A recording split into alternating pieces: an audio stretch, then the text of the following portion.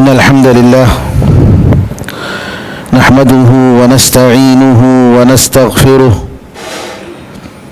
ونؤمن به ونتوكل عليه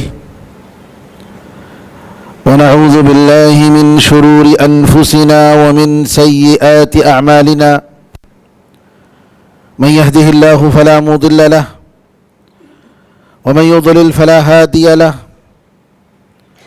وأشهد أن لا إله إلا الله وحده لا شريك له وأشهد أن محمدا عبده ورسوله اللهم صل على محمد وعلى آل محمد كما صليت على إبراهيم وعلى آل إبراهيم إنك حميد مجيد اللهم بارك على محمد وعلى آل محمد كما باركت على إبراهيم وعلى آل إبراهيم إنك حميد مجيد أما بعد فإن خير الحديث كتاب الله وخير الهدي هدي محمد صلى الله عليه وسلم وشر الأمور محدثاتها وكل محدثة بدعة وكل بدعة ضلالة وكل ضلالة في النار۔ تمام تعریفیں اللہ تعالیٰ کے لیے ہیں جو سارے جہاں کا خالق، مالک اور اس کا پروردگار ہے۔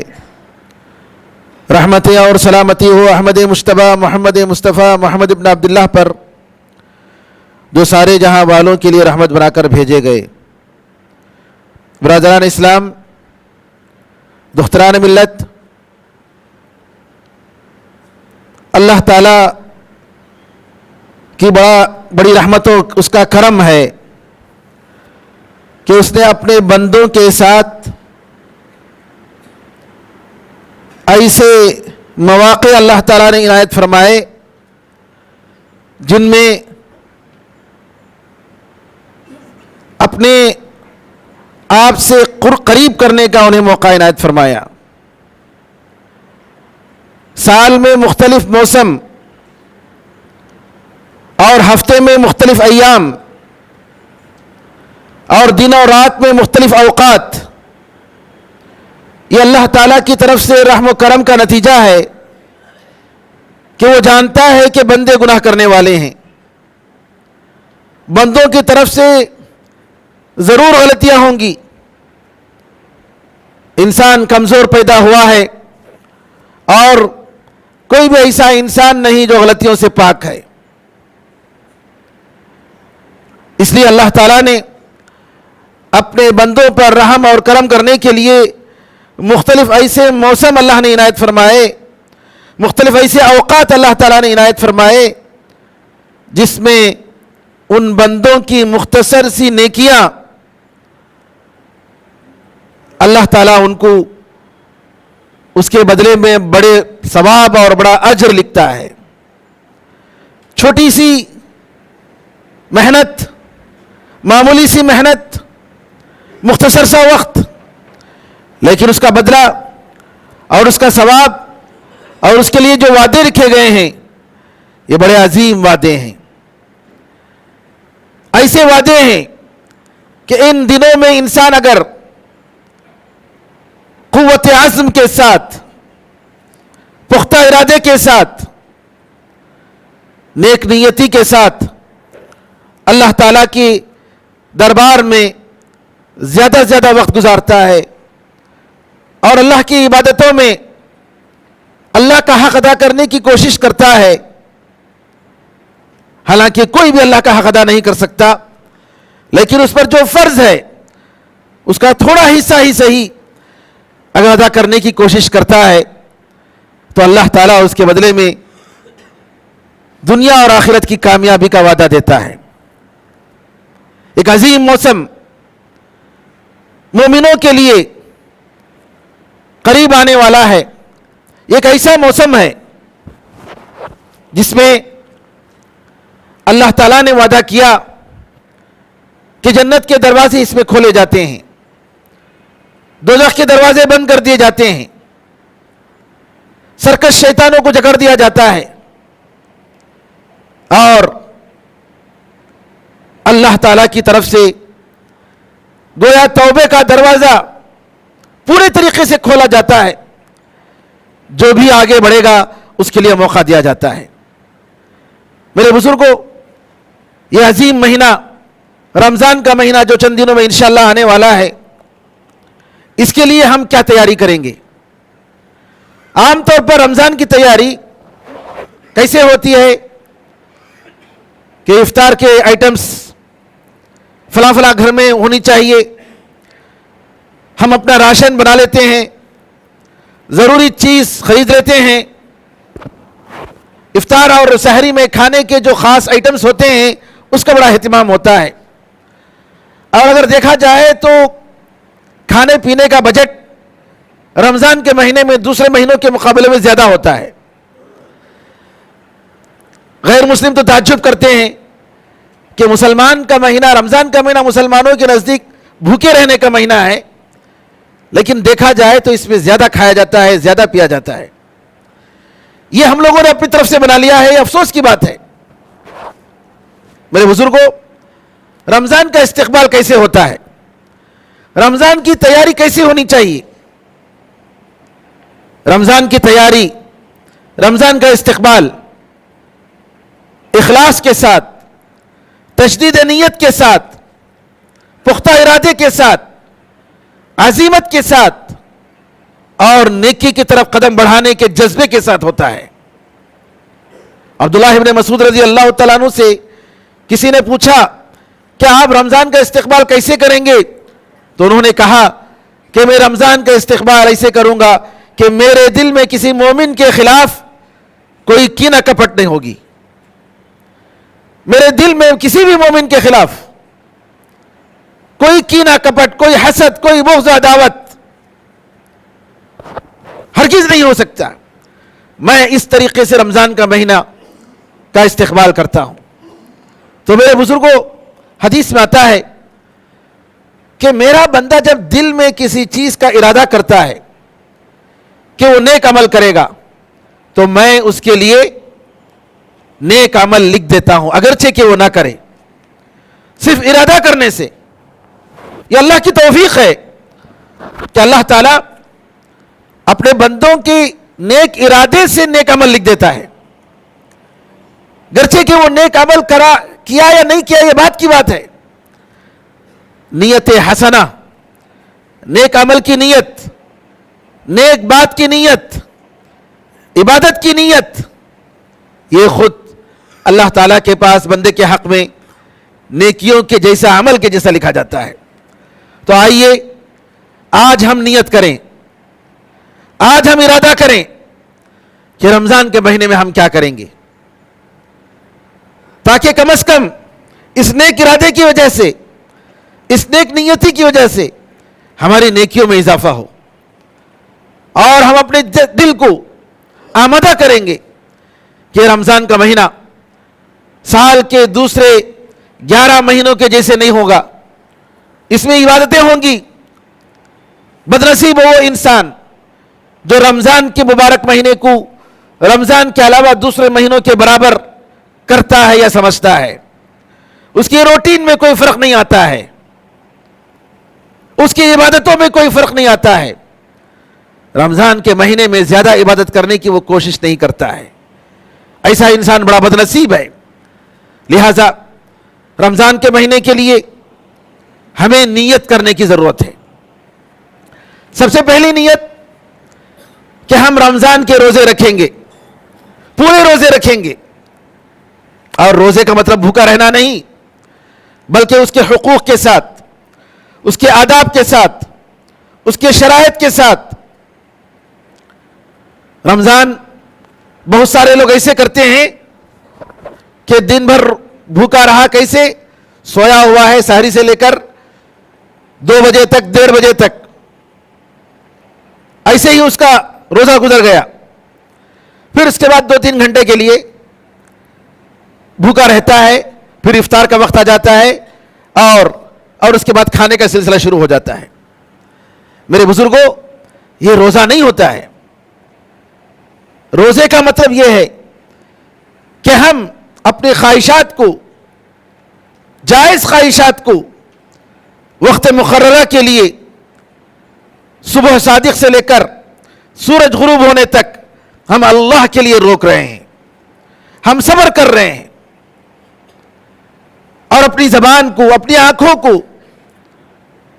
اور اپنے ہاتھ اور پیر، اپنے اعضاء کو ناجائز کاموں سے، حرام کاموں سے ہم روکتے ہیں۔ یہ ہونا چاہیے ایک روزے دار کی نیت۔ روزے دار وہ نہیں جو بھوکا رہتا ہے، روزے دار وہ ہے جو اللہ تعالیٰ کے لیے اپنی زبان اور اپنی اعضاء کو روکتا ہے اور ناجائز چیزوں سے اپنے آپ کو منع کرتا ہے۔ تو یہاں پر رمضان کی نیت کہ ہم پورے رمضان کے روزے رکھیں گے۔ ہو سکتا ہے بعض لوگ رمضان کے روزے نہ رکھے ہوں۔ میرے بزرگوں، عمر رضی اللہ تعالیٰ عنہ کے بارے میں آتا ہے کہ کہتے تھے کہ جو لوگ رمضان کا مہینہ بغیر روزے کو گزارتے ہیں حالانکہ وہ روزہ رکھ سکتے ہیں، ایسے لوگوں پر میں چاہتا ہوں کہ ٹیکس لگا دوں، کیونکہ وہ مسلمان نہیں ہیں۔ غیر مسلموں پر جو جزیہ لگتا ہے وہ جزیہ اور ٹیکس لگا دوں، کیونکہ یہ لوگ مسلمان نہیں ہیں۔ اگر انسان کے پاس طاقت ہو تو روزہ رکھنا چاہیے۔ اور کیسے معلوم ہوگا کہ آپ اگر بیمار ہیں روزہ رکھ سکتے ہیں یا روزہ نہیں رکھ سکتے ہیں؟ کسی دیندار ڈاکٹر سے مشورہ کیجیے کہ مجھے یہ فلاں بیماری ہے، یہ مرض کی شکایت ہے، مجھے یہ تکلیف ہوتی ہے، کیا میں روزہ رکھ سکتا ہوں یا روزہ نہیں رکھ سکتا ہوں؟ دیندار مسلمان ڈاکٹر، ورنہ کتنے ایسے مسلمان ہیں جن کا دین سے کوئی تعلق نہیں۔ ایسے ڈاکٹروں سے نہیں، دیندار مسلمان ڈاکٹروں سے مشورہ کریں جو دین کی اہمیت جن کے پاس ہے۔ اگر وہ کہتے ہیں، وہ مشورہ دیتے ہیں کہ نہیں، آپ کے لیے روزہ رکھنا مشکل ہے، تکلیف دہ ہے، آپ کے بیماری میں اضافہ ہو سکتا ہے، لہٰذا آپ روزہ مت رکھیے اور آپ فدیہ دیجئے، تو ایسے موقع پر آپ ان کے مشورے پر عمل کر سکتے ہیں۔ ورنہ غیر مسلم لوگ تو ان کو روزہ رکھنے کی عادت ہی نہیں۔ وہ لوگ تعجب کرتے ہیں کہ کیسا آپ لوگ 12 گھنٹے 14 گھنٹے روزہ رکھتے ہیں۔ ہم تو 12-14 گھنٹے کی بات ہے، کیونکہ ہم خط استوا میں رہتے ہیں۔ ہندوستان خط استوا میں، زمین کے کرۂ ارض کے خط استوا میں پڑتا ہے۔ ہمارا روزہ کبھی 11 گھنٹے، کبھی 14 گھنٹے، 14.5 گھنٹے زیادہ زیادہ ہوتا ہے۔ ورنہ یورپ کے ممالک میں ایسا ہوتا ہے کہ ان کا روزہ 20 گھنٹے 21 گھنٹے بھی چلتا ہے۔ جی ہاں، اور افطار کا ٹائم اور نماز اور تراویح اور فجر 3 یا 4 گھنٹے میں، اور الٹا بھی ہوتا ہے کہ ان کا روزہ کبھی 4 گھنٹے کا ہوتا ہے اور باقی افطار 20 گھنٹے کا ہوتا ہے۔ یہ اللہ کا کرم ہے کہ الحمدللہ ہم یہاں ہیں اور زیادہ سے زیادہ 14 ساڑھے 14 گھنٹے یا کبھی 15 گھنٹے بعض علاقوں میں روزہ رکھنا پڑتا ہے۔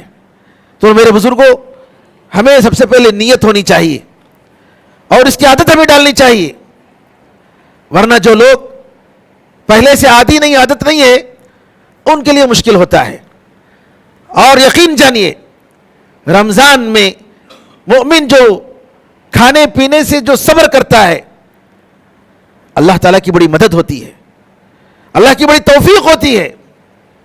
دوسرے دنوں میں نفل روزے آپ رکھیے، جن کو عادت نہیں ہوتی ان کو بڑی پریشانی ہوتی ہے، اللہ ہے کہ باقاعدہ معمول بن جائے۔ ورنہ رمضان کے مہینے میں سبحان اللہ، اللہ کی طرف سے ایک مدد ہوتی ہے، ایک ہمت ملتی ہے، اور روزہ بالکل ایسا لگتا ہے کہ بالکل آسان، کچھ نہیں ہوا، جو کام ہم کر رہے ہیں، عبادتیں بھی بچا لا رہے ہیں، اور اللہ کے فضل و کرم سے کوئی کمزوری محسوس نہیں ہو رہی ہے۔ تو میرے بزرگوں، یہ اللہ کی طرف سے توفیق ہے، یہ اللہ کی طرف سے آسانی ہے۔ اللہ تعالیٰ اپنے بندوں سے تھوڑا لے کر زیادہ دیتا ہے، یہ اسی کی رحمت ہے، یہ اسی کا کرم ہے، لہٰذا ہم اسی سے مدد مانگیں۔ وَمَا تَشَاءُونَ إِلَّا أَن يَشَاءَ اللَّهُ، جب تک اللہ نہ چاہے تم چاہ نہیں سکتے، تم ارادہ بھی نہیں کر سکتے۔ رمضان کی نیت، رمضان میں عبادتوں کی نیت، اس کے لیے بھی اللہ کی توفیق چاہیے۔ تو اللہ تعالیٰ سے توفیق مانگیے، اللہ تعالیٰ سے مدد مانگیے، اس کی مشیت اور اس کے ارادے کے بغیر کوئی انسان کوئی کام نہیں کر سکتا، ارادہ بھی نہیں کر سکتا. تو لہٰذا تو رمضان کے روزوں کی نیت کرنا پختہ ارادے کے ساتھ. اگر کسی نے گزشتہ رمضانوں میں تقصیر کی ہے، بعض دن رکھا بعض دن نہیں رکھا، بعض لوگ ہوتے ہیں کیا جی 3 دن روزہ رکھے 30 دن کے برابر پورا رمضان کا ہو گیا، نعوذ باللہ. یہ سب اسلام کے ساتھ مذاق ہے. جس کے پاس شرعی عذر نہیں ہے اس کو روزہ رکھنا چاہیے، روزہ رکھنا فرض ہے. ہاں جان جا رہی ہے، جان کا خطرہ ہے، اس وقت وہ پانی پی سکتا ہے. اس کے بغیر بیماری نہ ہو، کوئی عذر نہ ہو، صرف یہ کہنا کہ مجھے گیس کی شکایت ہے، مجھے فلاں کی شکایت ہے، مجھے سر میں درد ہوتا ہے، میں روزہ نہیں رکھ سکتا، یہ غلط بات ہے. اسی لیے اگر کسی کو عادت نہیں ہے تو اس کو عادت ڈالنی چاہیے، اور واقعی اگر عذر ہے تو کسی مسلمان ڈاکٹر سے، دیندار ڈاکٹر سے مشورہ کرنا چاہیے. نیت کرنے کی ضرورت ہے کہ پوری رمضان کی راتوں میں ہم قیام لیل کریں گے، تراویح پڑھیں گے. رمضان کی کوئی رات تراویح کے بغیر نہیں جائے گی. ارادہ کیجیے، ارادہ کیجیے، نیت کیجیے. افسوس کے ساتھ کہنا پڑتا ہے بعض لوگ رمضان کے مہینے کو ناپسند کرتے ہیں. ہو سکتا ہے کہ وہ روزہ رکھتے ہوں، ہو سکتا ہے وہ تراویح بھی پڑھتے ہوں، لیکن ان کے دل میں قسم کی کراہت ہوتی ہے، کرپن محسوس کرتے ہیں. ارے یہ کب ہمارا روٹین واپس آئے گا؟ میری تجارت متاثر ہو گئی، میری ڈیوٹی متاثر ہو گئی، میرا روزانہ کا معمول متاثر ہو گیا، یہ رمضان کا مہینہ ختم ہوگا، کب ختم ہوگا؟ نعوذ باللہ. اگر کسی کے دل میں ایسی بات ہے تو اس کو توبہ کرنا چاہیے. یہ چیز کہ اللہ تعالیٰ کی شریعت کی کسی چیز کو پسند نہ کرنا، یہ مقدس اور محترم مہینوں کی عزت نہ کرنا، ناپسندیدگی سے دیکھنا انسان کو کافر بنا دیتا ہے. سورہ محمد میں اللہ فرماتا ہے ذَلِكَ بِأَنَّهُمْ كَرِهُوا مَا أَنزَلَ اللَّهُ فَأَحْبَطَ أَعْمَالَهُمْ. اس لیے کہ ان لوگوں نے اللہ نے جو شریعت نازل کی، اللہ نے جو قانون نازل کیا، اس کو انہوں نے پسند نہیں کیا، تو اللہ تعالیٰ نے ان کے نیک عمل کو بیکار کر دیا، اللہ تعالیٰ نے ان کے نیک عمل کو برباد کر دیا. میرے بزرگوں، انسان کو اسلام سے نکالنے والی بہت ساری چیزیں ہیں. اگرچہ کہ وہ وضو کر رہا ہے، نماز پڑھ رہا ہے، جی اسلام کی عبادتوں پر بجا لا رہا ہے، سب کچھ کرتے ہوئے شریعت کی اگر کسی بھی ایک معمولی چیز کو پسند نہیں کرتا ہے تو نعوذ باللہ وہ انسان کافر بن جاتا ہے، اور اس کے جتنی نیکیاں ہیں، جتنے اعمال ہیں، سب اللہ کی نظر میں بیکار ہیں. تو لہٰذا ایسے ارادوں کو نکالنا چاہیے. ان مہینوں کو، ان اوقات کو احترام کی نظر سے دیکھنا چاہیے، عزت کرنی چاہیے. سلف صالحین 6 مہینے انتظار کرتے تھے کہ رمضان کا مہینہ کب آئے گا، ہو سکتا ہے کہ میرا کوئی عمل رمضان کے مہینے میں اللہ تعالیٰ اس کو پسند کر لے اور مجھے جنت مل جائے. تو اس ارادے کے ساتھ رمضان کے مہینے کا استقبال کرنا چاہیے. انشاءاللہ ہم رمضان کی راتوں میں تراویح کا ہم اہتمام کریں گے. امام احمد رحمۃ اللہ علیہ سے پوچھا گیا کہ جماعت کے ساتھ تراویح کی نماز پڑھنا زیادہ بہتر ہے یا تنہا پڑھنا زیادہ بہتر ہے؟ تو امام احمد رحمۃ اللہ علیہ نے کہا کہ مسلمانوں کے ساتھ، جماعت کے ساتھ پڑھنا یہ میرے لیے زیادہ بہتر ہے، مسلمانوں کی دعاؤں میں وہ شریک رہے گا. امام احمد رحمۃ اللہ علیہ کا یہ جواب ہے. بعض علماء نے کہا کہ ہاں، اگر کوئی شخص آخری وقت میں، جو کہ اس کا افضل وقت ہے، اس وقت میں کھڑے ہو کر تنہائی میں خشوع اور خضوع کے ساتھ رسول اللہ صلی اللہ علیہ وسلم کی سنت کے مطابق جی ٹہر ٹہر کر قرآن پڑھ رہا ہے، جنت کی آیتوں کا ذکر آتا ہے تو جنت مانگتا ہے، دوزخ کا ذکر آتا ہے تو دوزخ سے پناہ مانگتا ہے، سجدوں میں جا کر دعائیں کر رہا ہے، تو اگر اس طریقے سے کر رہا ہے تو کہا ہے کہ یہ زیادہ افضل ہے. لیکن عام طور پر آج کا جو ماحول ہے اس میں اگر انسان کے بھائی بعد میں پڑھوں گا آخری وقت میں، اور دیکھا کہ وہ رمضان کی وہ تراویح ہی چھوٹ گئی، رات گزر گئی، سوتا رہا اور پڑھ نہیں پایا، تو لہٰذا چونکہ غفلت زیادہ ہے، لہذا بہتر یہ ہے کہ ہم جماعت کے ساتھ، اور جماعت میں بھی عشاء کی جماعت چھوٹنے نہ پائے. بعض لوگ عشاء کی نماز چھوڑ دیتے ہیں اور تراویح کے لیے آتے ہیں، یہ غلطی ہے. عشاء کی جماعت تراویح کی جماعت سے کہیں زیادہ افضل ہے اور واجب ہے. عشاء کی جماعت واجب ہے اور تراویح کی جماعت کے مقابلے میں کہیں زیادہ افضل ہے.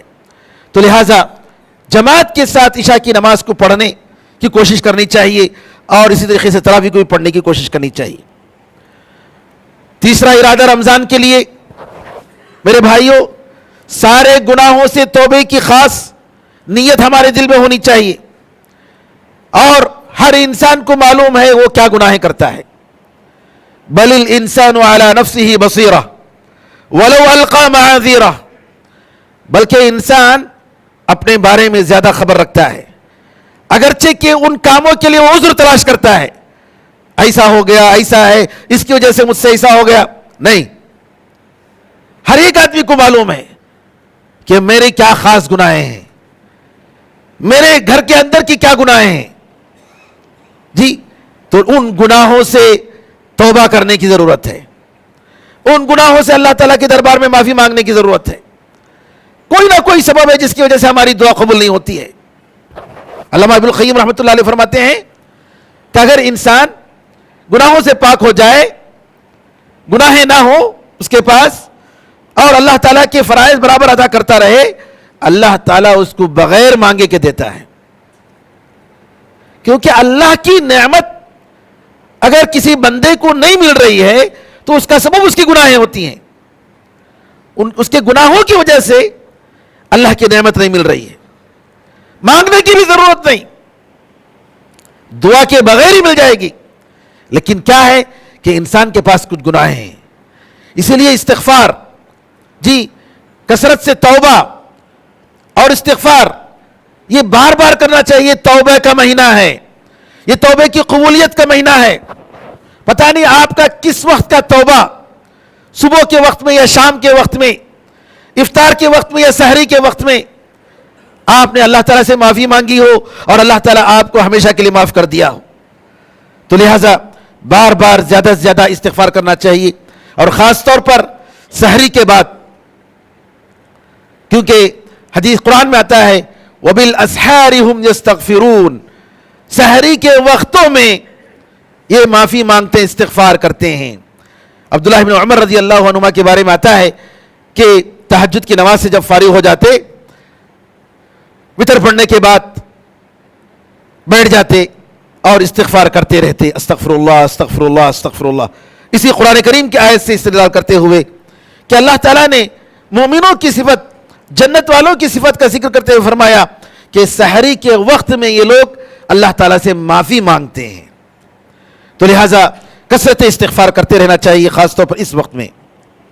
چوتھی نیت کہ ہم زیادہ سے زیادہ محنت کریں گے، زیادہ سے زیادہ عبادت بجا لائیں گے. گزشتہ رمضان کے مقابلے میں آنے والا رمضان انشاءاللہ اس میں ہم زیادہ عبادت کریں گے، زیادہ استغفار کریں گے، نیکیوں کو ہم اضافہ کریں گے. جی، حتی المقدور مختلف قسم کی نیکیاں، کیسی کیسی نفل نمازیں ہیں، قرآن کریم کی تلاوت ہے، اور صدقہ اور خیرات ہے، اور اسی طریقے سے نیکی کا حکم دینا، برائی سے روکنا. یہ ساری چیزیں مختلف قسم کی عبادتیں ہم بجا لائیں گے. اس کی نیت کرنے کی ضرورت ہے. ایک اور نیت کہ بندوں کے ساتھ، اپنے ساتھ رہنے والوں کے ساتھ، گھر والوں کے ساتھ، بیوی بچوں کے ساتھ، اپنی فیکٹری میں اپنے ماتحت کام کرنے والوں کے ساتھ ہم انشاءاللہ اچھے اخلاق سے پیش آئیں گے. رمضان کا مہینہ، اس کا مطلب یہ نہیں کہ آپ چونکہ پیٹ میں کچھ نہیں ہے، بھوکے ہیں تو ٹینشن ہو جا رہے ہیں، اور آپ کا ٹینشن لوگوں پر ظاہر ہو رہا ہے. کیا جی، ارے بھوکے ہی بیچارے، چھوڑو جی روزے سے ہی. نہیں، ایسی بات نہیں ہونی چاہیے. بلکہ ایک روزے دار کے اخلاق، یہ معمولی ایسے ہی بھوکا رہنے والا نہیں ہے جس کے پاس کھانا نہیں ہے، بلکہ اس کے پاس کھانا ہے، اللہ کے لیے بھوکا ہے. تو لہٰذا ایسے اخلاق ظاہر ہونے چاہیے، ایک مومن اور ایک روزے دار کے اخلاق، جس کے ذریعے دیکھنے والے دیکھیں کہ واقعی یہ مسلمان ہے، واقعی یہ اللہ تعالیٰ سے ڈرتا ہے، واقعی یہ روزے دار ہے۔ اسی طریقے سے ایک نیت میرے بھائیوں، رمضان کا مہینہ چونکہ قرآن کا مہینہ ہے، اس میں ہمیں نیت کرنے کی ضرورت ہے کہ ہم زیادہ سے زیادہ قرآن کریم کی تلاوت کریں گے۔ اگر ہم گزشتہ سال قرآن نہیں پڑھے ہیں تو ہم توبہ کریں گے اور ضرور اس مرتبہ انشاءاللہ کم از کم ایک مرتبہ قرآن ختم کریں گے، کم از کم۔ کتنی بد نصیبی ہے کہ رمضان قرآن کا مہینہ ہے اور ہم قرآن کریم سے دور ہیں، اور ہم یہ کہہ رہے ہیں کہ ہمیں قرآن کریم پڑھنا نہیں آتا ہے۔ کب تک ہم کہیں گے؟ میرے بھائیوں، دنیا کی زبانیں ہم جانتے ہیں، دنیا کے فنون ہم جانتے ہیں، لیکن قرآن کریم جس کو اللہ نے آسان فرمایا، یہ ہمارے لیے مشکل ہے۔ یہ کتنی بد نصیبی کی بات ہے۔ تو لہٰذا ایسے لوگوں کو توبہ کرنا چاہیے جو رمضان میں قرآن کریم پڑھتے نہیں ہیں۔ عادتوں کو بدلنی چاہیے، اور عادت ڈالنے سے ہوتا ہے۔ الحمدللہ آج کل ہمارے شہر میں اتنے سینٹر، اتنی مسجدیں ہیں کہ چھوٹے بڑے لوگوں کے لیے قرآن سکھانے کا اہتمام کرتے ہیں۔ آئیے مسجدوں میں امام صاحب سے بولیے، علماء سے بولیے کہ ہم قرآن پڑھنا چاہتے ہیں، قرآن سکھائیے۔ میں نہیں سمجھتا ہوں کہ ایسا کوئی ادارہ مسجدہ ہوگی جہاں پر قرآن پڑھانے سے لوگ بھاگتے ہوں گے۔ الحمدللہ، اور مفت میں۔ خود ہمارے سینٹر میں بڑے لوگوں کے لیے مستقل استاد کو رکھا گیا ہے، جی، بڑے لوگوں کے لیے، جبکہ حفظ کا شعبہ الگ ہے، ان کی استاد الگ ہے۔ یہ کیا ہے؟ کمی ہے تو کس کی کمی ہے؟ کہ ہم آگے بڑھیں، ہم موقع سے فائدہ اٹھائیں، ہم قرآن کریم کو یاد کریں، قرآن کریم کو تجوید کے ساتھ پڑھیں۔ تو میرے بزرگوں، قرآن کریم کو زیادہ پڑھنے کی نیت کرنے کی ضرورت ہے۔ اگر ایک بار پڑھا ہے تو اس سے زیادہ پڑھیں گے، پڑھنے کی نیت کیجئے، زیادہ پڑھنے کی نیت کیجئے۔ علماء تو ماشاءاللہ ایسے علماء گزرے ہیں سلف صالحین میں کہ کتنے ایسے لوگ ماشاءاللہ قرآن ختم کرتے تھے، جی، 3 دن میں کم از کم ایک بار تو قرآن ختم کرنے والے کی تعداد تو بہت گزری ہے، جی۔ تو اس طریقے سے بار بار ہمیں قرآن کریم کی تلاوت اور قرآن کریم سیکھنے، ہم چل رہے ہیں، جا رہے ہیں، کار میں بیٹھ کے جا رہے ہیں تو کیسٹ یا قرآن کریم کی تلاوت ہو رہی ہے، اس سے فائدہ اٹھا رہے ہیں۔ ڈیوٹی میں بیٹھے ہیں، فارغ بیٹھے ہیں، تو وہاں بھی کوئی نہ کوئی عبادت کا کام ہو رہا ہے۔ سعودی عرب میں ہم لوگوں نے دیکھا، ڈاکٹر اپنی کلینک میں بیٹھا ہے، وقت اس کے پاس ہے، کوئی پیشنٹ نہیں ہے، قرآن کریم پڑھ رہا ہے۔ یہ رمضان کا مہینہ ہے۔ دکاندار اپنی دکان میں بیٹھا ہے، جی، کوئی گاہک نہیں آیا، قرآن کریم پڑھ رہا ہے۔ کیوں؟ رمضان کا مہینہ ہے۔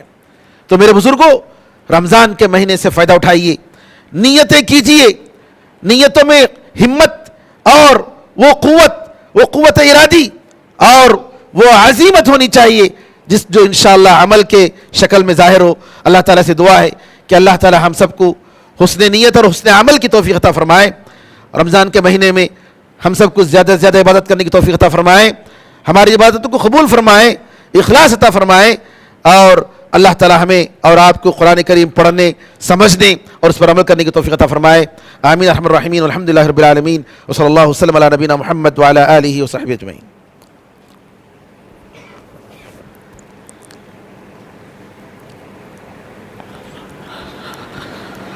ان الحمد لله نحمده ونستعينه ونستغفره ونؤمن به ونتوكل عليه ونعوذ بالله من شرور انفسنا ومن سيئات اعمالنا، من يهده الله فلا مضل له ومن يضلل فلا هادي له، واشهد ان لا اله الا الله وحده لا شريك له، واشهد ان محمدا عبده ورسوله۔ اللهم صل على محمد وعلى ال محمد كما صليت على ابراهيم وعلى ال ابراهيم انك حميد مجيد۔ اللهم بارك على محمد وعلى ال محمد كما باركت على إبراهيم وعلى آل إبراهيم إنك حميد مجيد، وصل على جميع الأنبياء والمرسلين والملائكة المقربين والخلفاء الراشدين وعلى جميع الصحابة أجمعين ومن تبعهم بإحسان إلى يوم الدين۔ اللهم أعز الإسلام والمسلمين، اللهم انصر الإسلام والمسلمين، اللهم انصر من نصر الدين۔ عباد الله رحمكم الله، إن الله يأمر بالعدل والإحسان وإيتاء ذي القربى وينهى عن الفحشاء والمنكر والبغي يعظكم لعلكم تذكرون، فاذكروا الله يذكركم وادعوه يستجب لكم، ولذكر الله أعلى وأولى وأعز وجل وأهم وأتم وأكبر۔